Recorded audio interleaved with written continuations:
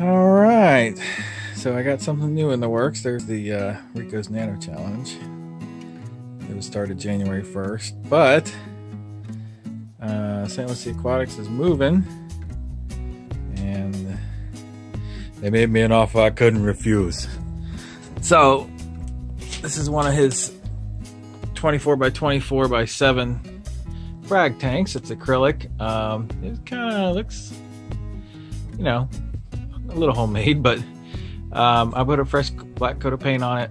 Came with the light 4T5, and he gave me the rack with it and the stand.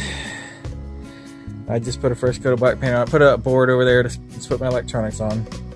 I had an old 10-gallon sump and or old 10-gallon. I bought some Lexan from Home Depot and super glued it in there. Some baffles. We got an MP 1200 that I'm gonna put as the return pump, and this is a cheap reactor I had. I got a little Eheim pump. I'm gonna put some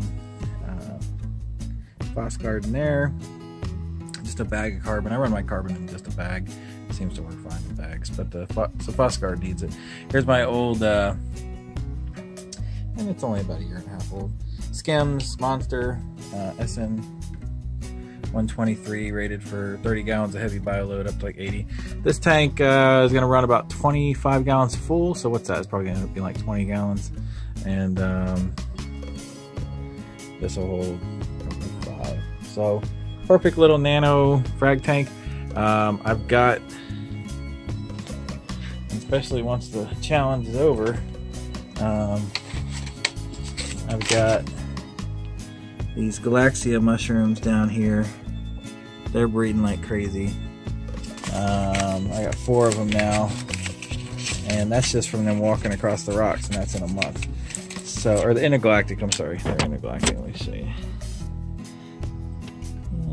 It's hard to see. There they are. But they glow really good. They're going for 120 online. I figure I can cut that guy into 8 pieces and have 8 mushrooms in a few weeks, and then just keep it a softy tank. I've got some green Nepsia leathers from ORA. I've got some there we go. I've got some occult coral, occult leather,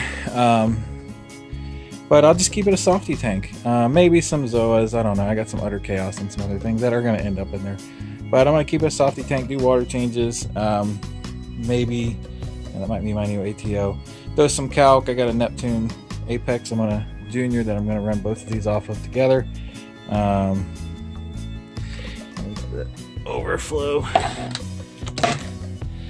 So, just a simple up overflow. He just had, you know, the old fish store thing where they do the overflow in the net, and down it goes. No filter socks. I hate filter socks.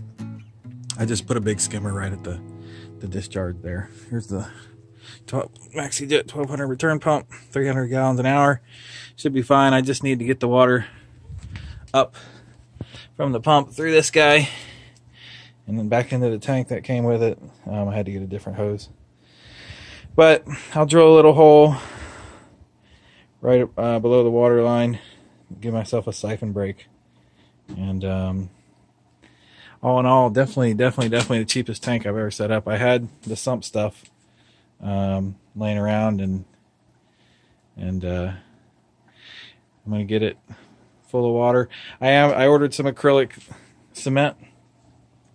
There was silicone. Somebody put silicone on at the corners here, so I got it all off. Just gotta clean out the rest away. I'll give it a gentle sand, and then right just in the corner, and give it one more thing of glue, that way, cement, that way it's just sealed up real tight, cleaned up, looking nice, and doesn't take up much space. But I mean, that rack right there can probably hold at least 200 corals, you know. So we'll see how it goes, and if I get tired of it, I'll just move it on to the next owner for as cheap as I got it for. So that's what's coming. I'll do an update on the big 55. I know it's due, but it's doing really well. I had some ick issues because I didn't quarantine, but you know, that's the risk you take. So this should be going up soon. It's a fun build.